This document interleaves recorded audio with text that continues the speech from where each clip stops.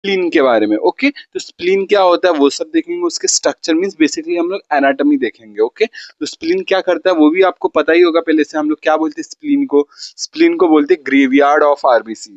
ठीक है, स्प्लीन को बोलते हैं, आपको पता होगा ग्रेवयार्ड मीन जहाँ पर ब्रेक डाउन होता है, मीन्स जो भी पुराने हो चुके हैं आरबीसी या वॉर्न आउट आरबीसी हो गए, जिनका आपको पता है आरबीसी का लाइफ साइकिल कितना होता है, 120 डेज।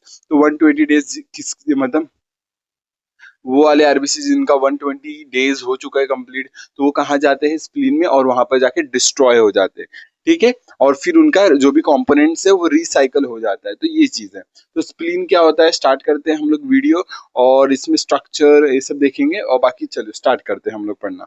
स्प्लीन क्या होता है, बाकी के पिछले वीडियो समझे कि नहीं बताना मुझे कमेंट्स में।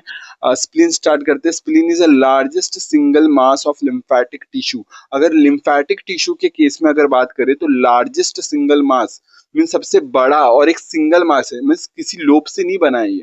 ठीक है, एक लार्जेस्ट सिंगल मास है लिम्फेटिक टिश्यू का, जो 12 सेंटीमीटर इन लेंथ के अराउंड होता है ये। ठीक है, इसका लोकेशन देखोगे, इट इज ये located in the left hypochondriac region between the stomach and the diaphragm. इसका मतलब क्या, मैं आपको बताता हूँ, ये गूगल पे फोटो में आपको उस चीज से बताता हूँ। ओके, ये देखो, ध्यान से देखना, ये वाला डायग्राम आपको दिख रहा है, ये रहा आपका पेनक्रियाज। ठीक है, ये देखो, ये आपका रहा पेनक्रियाज।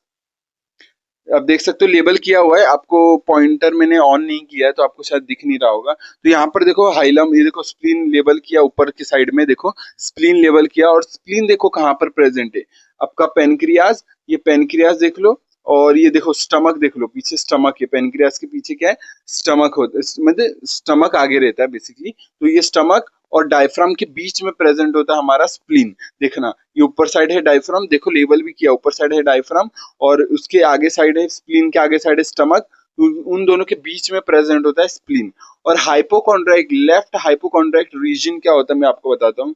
लेफ्ट हाइपोकॉन्ड्राइक रीजन के बारे में आपको बताता हूँ क्या होता है। ये देखो, यहाँ पर देखना कि ये आपका आपका फ्रंट का मान लो ऐसा है, तो हम लोग रीजन को डिवाइड किए जाते हैं, ये साइंटिफिक टर्म्स हम बोलते हैं पर्टिकुलर रीजन को। ठीक है, तो ये देखो लेफ्ट हाइपोकॉन्ड्राइक रीजन आपको तीसरे कॉलम में मिलता होगा, दिख रहा होगा, फर्स्ट रो तीसरा कॉलम।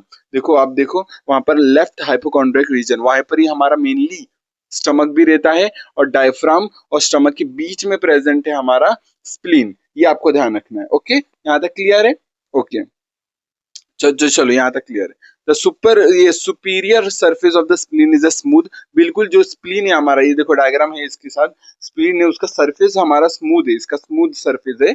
Okay, smooth